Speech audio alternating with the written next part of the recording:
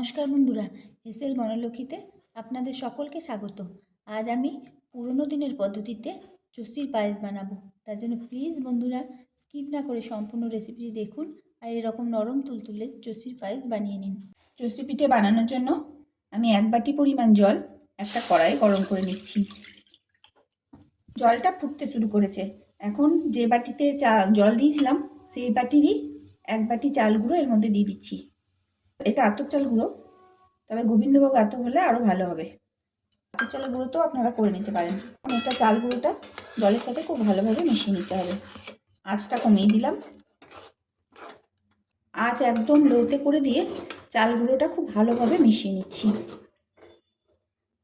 এইভাবে একবার মণ্ড তৈরি করে চুষি পিঠে বানিয়ে দেখুন। চুষি পিঠে নরম তুলতুলে হবে। আমি 2 মিনিট অল্প আছে এটা নেড়ে নিলাম। এখন গ্যাসটা বন্ধ করে দিচ্ছি। এখন ঢাকা দিয়ে 5 মিনিটের জন্য রেস্টে রাখবো। চুষি পায়েসের জন্য আমি 1 কেজি 250 গরুর দুধ বসিয়েছি। দুধটা ফুটতে লেগেছে।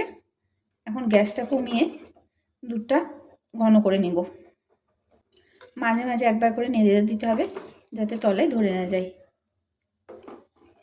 গ্যাসটা কমিয়ে দিলাম আর দুধ ফুটে ঘন হতে হতে আমি চুষিটা বানিয়ে নেব। 5 মিনিট হয়ে গেছে।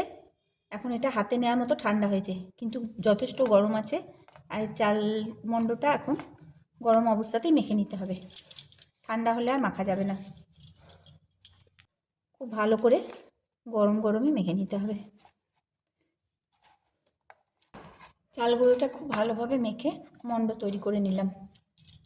এখন সামান্য একটু ঘি এর মধ্যে মাখিয়ে নেব, তাহলে যে চ্যাটপ্যাটানি ভাব সেটা চলে যাবে।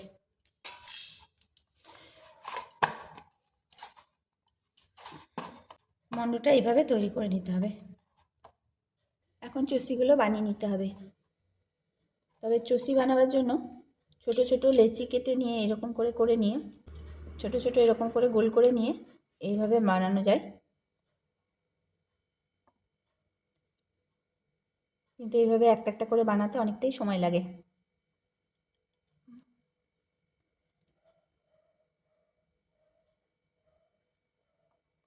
হাতে এখানে একটু চাল গুঁড়ি নিয়ে নিতে হয়।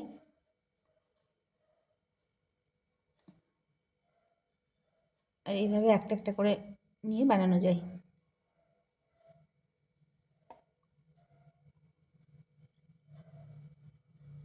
তবে এটা অনেকটাই সময় লাগে। তার জন্য আমি এরকম করে একটা করে লেচি কেটে এরকম রোলের মতো করে নিচ্ছি।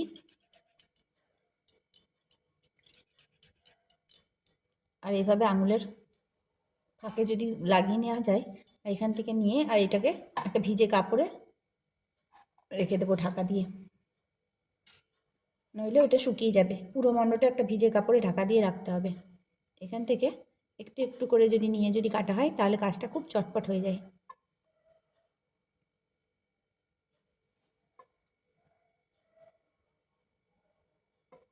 একটু করে চাল গুঁড়ো লাগিয়ে নিতে হবে।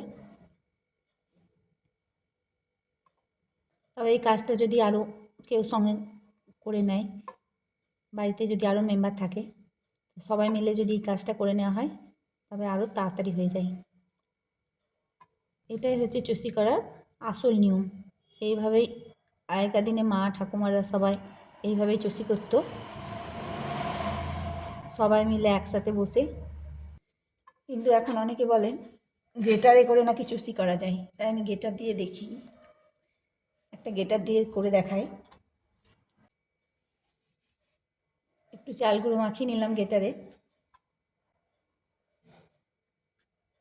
আমি গ্রেটারে বড় ফুটোটা দিয়ে একটু এমনি করে ঘষে চুষি কাটছি। হ্যাঁ, একটু আপনারাই দেখুন।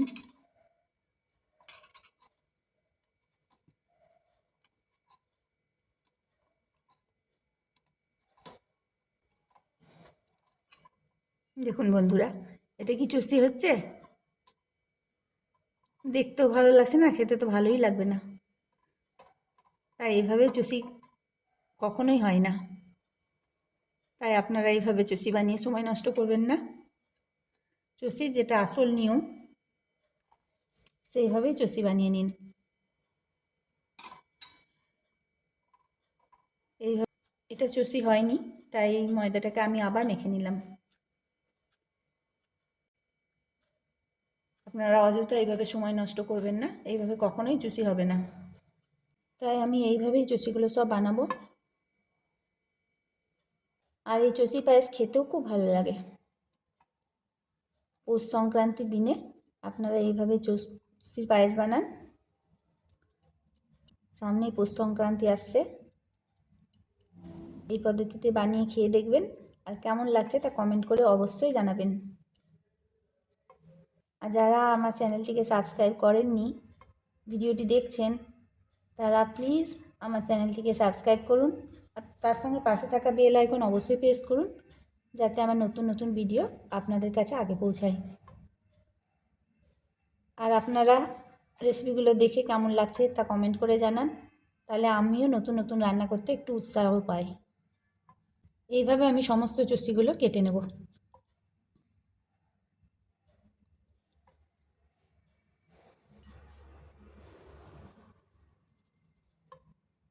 আমি সব চষিগুলো কেটে নিলাম, আর এই চষি কাটতে আমার সময় লাগলো 1.5 ঘন্টা। কাজটা আমি একাই করলাম, তার জন্য এতটা সময় লাগলো। আপনারা যদি বাড়ির সকলে মিলে করে নেন, 4-5 জন মিলে, দেখবেন কাজটা 15-20 মিনিটেই হয়ে যাবে। আর এটাই হচ্ছে চষি বানানোর আসল নিয়ম, পুরোনো দিনের নিয়ম। তাই বলছি আপনারা সবাই মিলে এইভাবে চষি কাটুন আর বানিয়ে খান, দেখবেন খেতে খুব ভালো লাগবে। তবে গ্রেটারে করে যেন কোনো মতেই করতে যাবেন না, ওটা কিন্তু চষি কাটার কোনো পদ্ধতিই নয়। চষিগুলো বানানো হয়ে গেল, এদিকে দুধটা ফুটে ফুটেও ক্ষীর হয়ে গেছে। মাঝে মাঝে শুধু একবার করে নেড়ে দিচ্ছিলাম, যাতে তলায় ধরে না যায়। এখন এর মধ্যে চষিগুলি দিয়ে দিচ্ছি। যদি আমি গোটা খেজুরি গুড় ইউজ করতাম, তাহলে গুড়টা আগে দিতাম, গলতে একটু সময় লাগে বলে।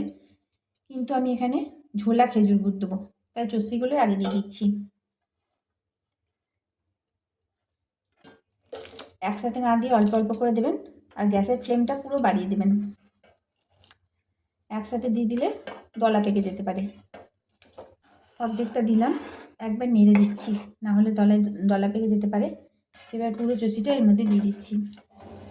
এইভাবে চষির পায়েস বানিয়ে খান, আর বাড়ির সকলকে খাওয়ান, দেখবেন খেতে খুব ভালো লাগবে। এখন এটা ফুটতে দিতে হবে। এটা সেদ্ধ হতে বেশি সময় লাগে না, ভেসে উঠলেই বোঝা যাবে যে এটা সেদ্ধ হয়ে গেছে। আপনাদের যদি তেজপাতার গন্ধ ভালো লাগে, তাহলে দুধ ফোটার সময় 2টো তেজপাতা ফেলে দেবেন। আমি এটা 1 মিনিট ফুটিয়ে নিলাম, তাতেই চষিগুলো ভেসে উঠলো। কারণ চষির পায়েসেতে একদম সময় লাগে না, 1 মিনিটেই এটা সেদ্ধ হয়ে গেল। আসলে চাল গুঁড়িটা যখন গরম জলে মেখেছিলাম, তখনই সেটা সেদ্ধ হয়ে যায়। এখন এর মধ্যে দিয়ে দিচ্ছি ঝোলা খেজুরের গুড়। আপনারা যদি গোটা খেজুরের গুড় থাকে, তাহলে ইউজ করতে পারেন। আমার কাছে এখন গোটা খেজুর গুড় নাই বলে ঝোলা খেজুর গুড়টা দিলাম। এখন এটা খুব ভালোভাবে মিশিয়ে নেব। গুড়ের পরিমাণটা আপনারা আপনাদের পরিমাণ মতো দেবেন। তবে আমি যেহেতু দেশি গরুর দুধের করেছি, তাই বেশি গুড় দিলে খুব একটা ভালো টেস্ট আসে না, কারণ দুধের টেস্টটা সেখানে পাওয়া যায় না। তাই আমি 1.25 বাটি মতো দিলাম। খাঁটি গরুর দুধ আর পিওর খেজুরের গুড়, একটা দারুণ সুগন্ধ উঠেছে। আর দুধ পিঠেটা এখন হয়েও গেছে, দেখুন একটাও গলেনি, সব গোটা গোটা হয়ে আছে। এইভাবে পিঠে করলে ভেঙে যাবে না, তুলতুলে নরম হবে, আর গলবেও না, গোটা গোটা হয়ে থাকবে। দুধ পিঠাটা আমার হয়ে গেল, গ্যাসটা এখন বন্ধ করে দিলাম। অবশ্যই এটা ঠান্ডা করে পরিবেশন করবেন, গরম গরম এই পিঠে মোটেই ভালো লাগে না। তবে এই পিঠে বাসি খেতে আরও ভালো লাগে। সমস্ত রেসিপিটি দেখার জন্য হেসেল বনলক্ষ্মীর তরফ থেকে অসংখ্য ধন্যবাদ।